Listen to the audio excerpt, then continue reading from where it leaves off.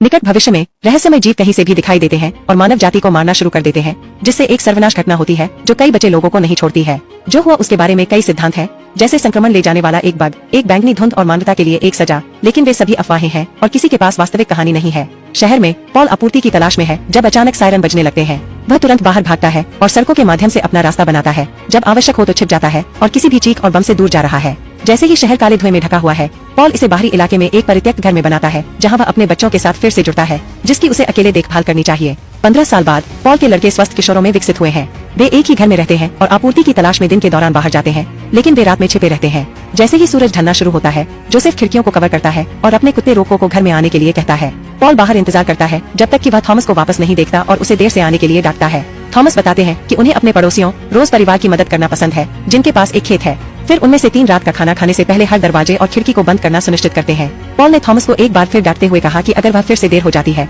तो उसे अब सीमाओं को छोड़ने की अनुमति नहीं दी जाएगी। यूसुफ इसके लिए अपने भाई का मजाक उड़ाता है और एक तर्क जल्द ही एक शारीरिक लड़ाई में बदल जाता है, लेकिन पॉल जल्दी से उन्हें रोकता है और उन्हें याद दिलाता है कि वे आदमी है, जानवर नहीं। रात के खाने के बाद पॉल अपने बेटों को शतरंज खेलते हुए देखता है, लेकिन विचलित हो जाता है जब रोको फर्श पर खरोंच और गुर्राना शुरू कर देता है। इसे एक शगुन के रूप में देखकर पॉल और थॉमस नीचे जाते हैं और दरवाजे पर अचानक पीटने से चौंक जाते हैं। ऐसा लगता है कि जीव अंदर जाने की कोशिश कर रहे हैं, इसलिए वे तुरंत दरवाजा पकड़ते हैं ताकि उन्हें इसे खोलने के लिए मजबूर किया जा सके। कई सेकंड तक बहुत सारे झटके और तेज होते हैं जब तक कि जीव हार नहीं मान लेते और छोड़ देते हैं। तब थॉमस ने जोसेफ को मदद न करने के लिए बुलाया, लेकिन जोसेफ ने खुलासा किया कि वह और अधिक जानने के लिए सुन रहा है। 3 प्रयास थे, पहला 10 सेकंड का था, दूसरा 20 था और आखिरी सिर्फ 1 था।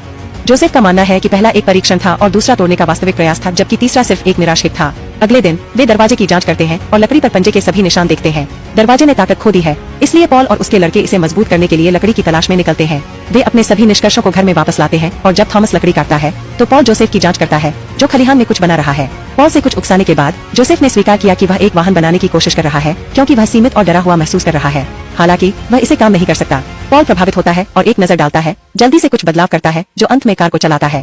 उत्साहित पॉल किशोरों को ड्राइव करने का तरीका सिखाने के लिए एक सवारी पर ले जाता है। वे भटकने के 1 घंटे के बाद घर जाते हैं और पॉल ने घोषणा की कि खिड़कियों को अभी भी सुदृढ़ीकरण की आवश्यकता है, इसलिए वह लड़कों को बचाने के लिए नदी में भेजता है। थॉमस पागल हो जाता है क्योंकि उसे वादा किया गया था कि वह आज खेत में जा सकता है, लेकिन पॉल का कहना है कि यह अधिक महत्वपूर्ण है। भाई कार में चले जाते हैं और थॉमस इसके लिए जोसेफ को दोषी ठहराने लगता है, यह कहते हुए कि पॉल ने थॉमस को भी अपने भाई की रक्षा के लिए भेजा था। जोसेफ को नहीं लगता कि उसे सुरक्षा की आवश्यकता है, इसलिए जब वे खेत से गुजरते हैं तो थॉमस कार से बाहर निकलता है और जोसेफ से उसे वापस रास्ते में लेने के लिए कहता है। घर में पॉल दरवाजे को मजबूत करना समाप्त करता है और झरने से अकेले धूम्रपान करने के लिए एक ब्रेक लेता है। जैसे ही वह चारों ओर देखता है, उसे चट्टानों में एक काला खौफनाक छेद दिखाई देता है। इस बीच जोसेफ नदी पर जाता है और आपूर्ति की तलाश के लिए एक पुराने परित्यक्त जहाज में उतरने से पहले खुद को कार से बांध लेता है। एक लॉकर के अंदर वह एक गंदी पत्रिका से एक पिन पाता है, जो उसे 1 सेकंड के लिए अवाक छोड़ देता है। फिर वह आगे अंदर देखता है और अचानक चौंक जाता है जब कचरे के ढेर से कीड़े का एक गुच्छा निकलता है। वे उसके चारों ओर उड़ते हैं और उसकी त्वचा तक पहुंचने की कोशिश करते हैं, इसलिए उसे वहां से तेजी से निकलना पड़ता है। खेत में थॉमस परिवार को कामों में मदद करता है, लेकिन जल्द ही पता चलता है कि वहां जाने का उसका मुख्य कारण मालिक की बेटी शार्लोट है। यह स्पष्ट है कि किशोर एक दूसरे पर क्रश हैं और वे मैदान पर एक साथ टहलने जाते हैं। शार्लोट थॉमस को एक पेड़ से बंधी रस्सी दिखाती है, यह समझाते हुए कि जब वह छोटी थी तो उसे केवल बाहर खेलने की इजाजत थी अगर वह पेड़ को छू रही थी, इसलिए वह तकनीकी रूप से अभी भी पेड़ से जुड़ी होने के दौरान दौड़ने के लिए खुद को और अधिक जगह देने के लिए ट्राई करेगी। वे एक खेल भी खेलते हैं जिसमें वे सर्वनाश के कारण के बारे में पागल सिद्धांतों को साझा करते हैं। जब थॉमस के जाने का समय होता है तो शार्लेट उसे एक तंग गले लगाती है। सूरज ढलने लगा है, इसलिए दोनों लड़कों को जल्दी करने की जरूरत है। पॉल घर लौटता है और चिंतित हो जाता है जब वह रोको को पाता है, लेकिन उसके बेटों में से कोई भी नहीं। जोसेफ कार में वापस आ जाता है और पहले तो यह शुरू नहीं होता है, लेकिन कुछ कोशिशों के बाद वह आखिरकार इसे आगे बढ़ाता है। थॉमस जितनी तेजी से दौड़ सकता है उतना तेजी से दौड़ रहा है और फिसल जाता है, इसलिए वह जमीन में एक दरार में गिर जाता है। जब यूसुफ अपने भाई को लेने आता है तो वह उसे इधर उधर नहीं देखता और बस चलता रहता है। एक बार जब वह इसे घर बनाता है और अपने पिता को बताता है कि क्या हुआ, तो पॉल उसे अंदर जाने और सब कुछ बंद करने के लिए कहता है, जबकि वह और रोको थॉमस की तलाश करते हैं।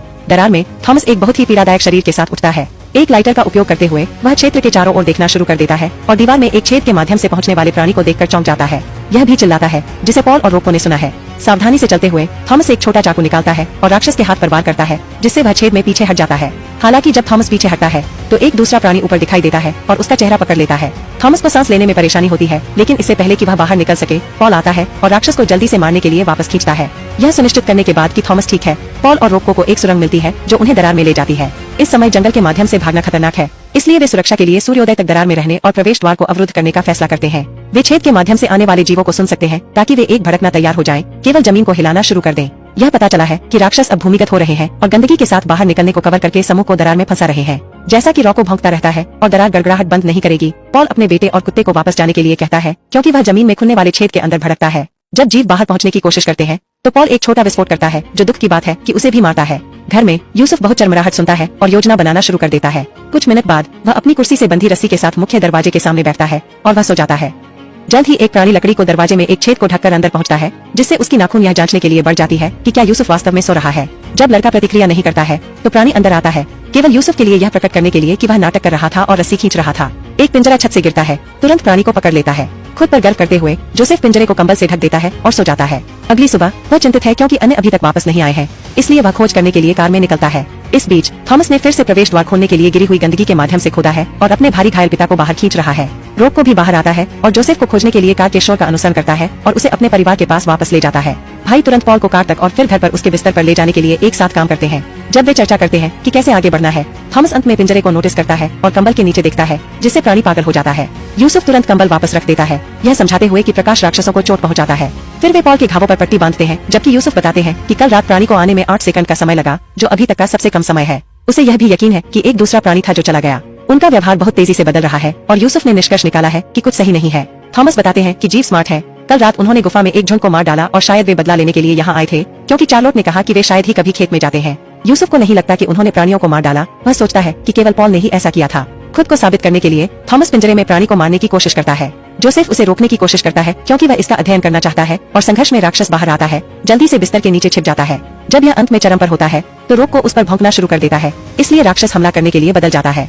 जोसेफ इसे पकड़ने के लिए दौड़ता है और थॉमस फिर कुल्हाड़ी से उसका सिर काट देता है। अभी भी अधिक जानने के लिए जोसेफ शरीर को खलिहान में ले जाता है और इसे खोलना शुरू कर देता है, जबकि रोक को और कीड़े का एक गुच्छा दिखता है। कोई फर्क नहीं पड़ता कि वह कितना काटा है, हालांकि वह आगे समझ नहीं पाता है कि यह क्या हो सकता है। तब थॉमस उसे बताता है कि उन्हें पॉल को चार्लोट के खेत में ले जाना चाहिए क्योंकि उनके पास एक बेहतर घर और वास्तविक दवा है। यूसुफ को नहीं लगता कि गुलाब उसकी मदद करेंगे, लेकिन थॉमस उसे साथ आने के लिए मजबूर करता है। भाइयों ने पॉल को कार में वापस रखा और खेत में चले गए, जहां चार्लोट के माता पिता जोसेफ को सही साबित करते हैं। उनके पास पर्याप्त दवा नहीं है, इसलिए वे किसी को इतनी बुरी तरह से चोट पहुंचाने से इनकार करते हैं। शार्लेट विरोध करती है, लेकिन उसे नजरअंदाज कर दिया जाता है। हालांकि उसके माता पिता थॉमस को रहने देने के लिए सहमत हैं, जो पॉल और जोसेफ को उनके घर पर अधिक संसाधनों के साथ छोड़ देगा। जोसेफ तुरंत दूर चला जाता है और जब थॉमस उसका पीछा करता है तो एक तर्क होता है जिसमें जोसेफ थॉमस को अपने पिता की आने वाली मौत के लिए दोषी ठहराता है। उग्र थॉमस अपने भाई को जमीन पर धकेल देता है और उसका गला घोंटना शुरू कर देता है, लेकिन जब उसे पता चलता है कि वह क्या कर रहा है तो वह वापस खींच लेता है। यूसुफ तुरंत कार में बैठ जाता है और अपने बेहोश पिता के साथ चला जाता है, इसलिए जोसेफ खेत में परिवार में शामिल हो जाता है। बाद में चार्लोट थॉमस के साथ कुछ वास्तविक अच्छा भोजन साझा करती है और उसे अपना कुछ सामान दिखाती है जिसे थॉमस ने पहले कभी नहीं देखा था। किशोर एक मधुर क्षण और चुंबन साझा करते हैं, केवल चार्लोट के पिता द्वारा बाधित होने के लिए, जो अपनी बेटी को दूसरे कमरे में भेजता है। वापस लौटते समय यूसुफ ने भेड़ों को डर में दौड़ते हुए और हर जगह गंदगी के ढेर पर देखा, जिसका अर्थ है कि जीव भूमिगत घूम रहे हैं। जब वह इसे घर बनाता है तो वह दीवार के पास गंदगी का रास्ता देखता है, इसलिए उसे डर है कि राक्षस घर के नीचे हो सकते हैं। अपने पिता की देखभाल करने के बाद यूसुफ खलिहान में जाता है और एक नई योजना बनाने के लिए वस्तुओं को इकट्ठा करना शुरू कर देता है। वह सभी खिड़कियों को अवरुद्ध करना शुरू कर देता है और जैसे ही वह घर के चारों ओर घूमता है, जब वह कालीन पर कदम रखता है तो वह गिर जाता है। इसके नीचे एक छेद है, इसलिए वह निष्कर्ष निकालता है कि राक्षस पहले से ही इमारत के अंदर है। खेत में शार्लोट थॉमस को रसोई के चारों ओर स्नूपिंग करते हुए पाती है। वह अभी भी अपने पिता के बारे में चिंतित है, इसलिए वह कुछ दवा ढूंढना चाहता है और छोड़ना चाहता है। शार्लेट उसे दवा देती है और वह उसे गले लगाकर धन्यवाद देता है क्योंकि वह वापस आने का वादा करता है, इस बात से अनजान की कोई उन्हें सुन सकता है। थॉमस बाहर भागता है, लेकिन इससे पहले कि वह गेट तक पहुंच पाता, एक खेत कर्मचारी उस पर अपनी बंदूक तानता उस पर चोरी का आरोप लगाता है। एक हताश थॉमस समझाने की कोशिश करता है कि चार्लोट ने उसे दिया था, लेकिन आदमी उस पर विश्वास नहीं करता है। सभी कर्मचारी टीम बनाते हैं और थॉमस को खलिहान में ले जाते हैं, जहां वे उसे बांधते हैं और कुछ संगीत बजाते हैं ताकि वे उसके साथ क्या करने वाले हों। वे थॉमस के पैरों को पकड़ लेते हैं और एक आदमी उन्हें गोली मारने के लिए तैयार हो जाता है, लेकिन उसी क्षण उसके नीचे एक छेद दिखाई देता है और वह शॉट को विफल करते हुए गिर जाता है। अन्य लोग उस पर जांच करने के लिए दौड़ते हैं। उसी समय एक प्राणी छेद से बाहर कूदता है। मुख्य घर में शार्लोट के माता पिता शोर सुनते ही जाग जाते हैं। पिता जांच करने के लिए एक मोमबत्ती जलाता है, केवल एक प्राणी के लिए कमरे में आने और हमला करने के लिए। मोमबत्ती गिर जाती है और तुरंत आग लग जाती है, जबकि राक्षस पिता से मां तक कूदता है, उन दोनों को मारने की कोशिश करता है। पिता इसे वापस खींचता है और मां अपनी बेटी को खोजने के लिए कमरे से बाहर भागती है, लेकिन इससे पहले कि वह बहुत दूर जा सके, प्राणी उस पर कूद जाता है। राक्षस फिर से बदलने के लिए हिलता है और हड़ताली होने से पहले महिला पर उल्टी करना शुरू कर देता है। अपने बेडरूम में चार्लोट सुनती है कि उसके माता पिता दोनों की हत्या कैसे की जाती है। एक बार जब शोर बंद हो जाता है तो वह बाहर आती है और खून के निशान की खोज करने के लिए भयभीत हो जाती है, जो बाथरूम में प्राणी को उसकी मां के शरीर और उसकी पीठ के साथ पाता है। खलिहान में पुरुष बिना किसी लाभ के जीवों से लड़ने की कोशिश कर रहे हैं। 1/1 वे मारे जाने लगते हैं और जो लोग बाहर निकलने का प्रबंधन करते हैं उनका भी पीछा किया जाता है, क्योंकि अधिक जीव आते रहते हैं। खलिहान में जल्द ही आग लग जाती है और थॉमस अपने हाथों को मुक्त करने के लिए लकड़ी को तोड़ते हुए उस फर्नीचर पर दस्तक देने का प्रबंधन करता है।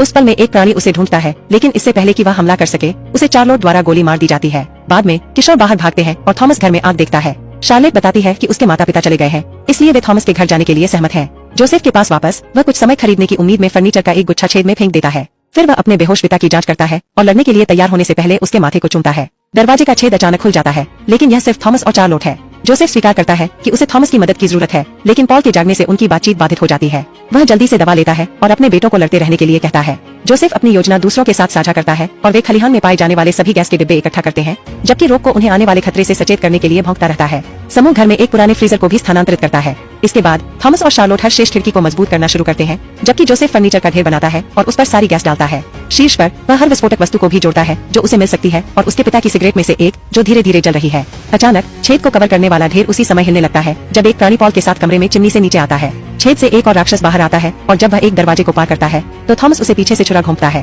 प्राणी तुरंत वापस हमला करता है, लेकिन थॉमस अपने चाकू को पुनः प्राप्त करता है और उसे सिर में घोंपता है। वास्तव में अब इसे मार रहा है। एक तीसरा शार्लेट के पीछे जाता है और वह जल्दी से इसे गोली मार देती है। फिर दोनों जोसेफ को फिर से शामिल करने के लिए दौड़ते हैं और वे फ्रीजर को फिर से स्थानांतरित करना शुरू करते हैं ताकि उनके पीछे दरवाजा खुल सके, जिससे पता चलता है कि पॉल ऊपर है और खून से लथपथ है क्योंकि उसने चिमनी राक्षस को मार डाला था। पॉल शार्लेट की बंदूक लेता है और नीचे की ओर जीवों को मारने के लिए फर्श पर शूटिंग शुरू कर देता है। हालांकि भीड़ बहुत बड़ी है और जल्द ही यह गलियारे में दिखाई देती है, उसकी ओर दौड़ती है। पॉल कुछ झटकों का कारण बनने के लिए पहले व्यक्ति को लात मारता है और वजन अधिकांश प्राणियों को फर्श से गिरा देता है। कुछ राक्षस अभी भी रहने का प्रबंधन करते हैं, लेकिन किशोर पॉल को चोट पहुंचाने से पहले उन्हें मारने के लिए दौड़ते हैं, जो तीनों की टीम वर्क से प्रभावित है। बाद में 3 किशोर और रोक को फ्रीजर में भाग जाते हैं। उनका पीछा करने के बजाय पॉल दरवाजा बंद कर देता है और उन्हें कुछ समय खरीदने के लिए रहता है। समूह फ्रीजर के अंदर छिप जाता है, जबकि पॉल उस दिन को याद करता है जब उसने अपने बच्चों को कसकर पकड़ लिया था। उन्हें बता रहा था कि यह ठीक होगा। जीवों की एक नई भीड़ फट जाती है और पॉल उन्हें तब तक विचलित करता है जब तक कि फर्नीचर का ढेर अंत में फट नहीं जाता, जिससे पूरा घर उखड़ जाता है और आग लग जाती है। फ्रीजर रोल करना शुरू कर देता है और कई मिनट तक चलता रहता है। जब यह अंत में बंद हो जाता है तो किशोर बाहर आते हैं और पॉल के लिए मलबे की सख्त खोज करते हैं। केवल एक प्राणी के लिए अचानक बाहर कूद जाता है। समूह कार की ओर भागता है और दूर चला जाता है क्योंकि राक्षस आग में ढका हुआ उनका पीछा करता है। शार्लोट की गोलियां कुछ नहीं करती हैं, इसलिए जब राक्षस काफी करीब होता है तो वह उसे अपनी बंदूक से मारती है और उसे अलग कर देती है। कुछ मील बाद समूह कार को रोकता है और सितारों को देखता है, जिसे उन्होंने पहले कभी नहीं देखा था क्योंकि वे हमेशा रात में अंदर थे। अगली सुबह समूह घर लौटता है और फैसला करता है कि वे उसी जगह का पुनर्निर्माण नहीं करना चाहते हैं। किसी भी आपूर्ति को इकट्ठा करने के बाद वे अपने सभी प्रियजनों को दफनाते हैं और अंतिम अलविदा कहते हैं। बाद में 3 किशोर और रोक को कार में निकल जाते हैं। घाटी के नीचे खेतों में एक नया घर खोजने की उम्मीद करते हैं। सदस्यता लेना और सूचनाएं चालू करना सुनिश्चित करें ताकि आप इस तरह के और वीडियो देख सकें। देखने के लिए धन्यवाद।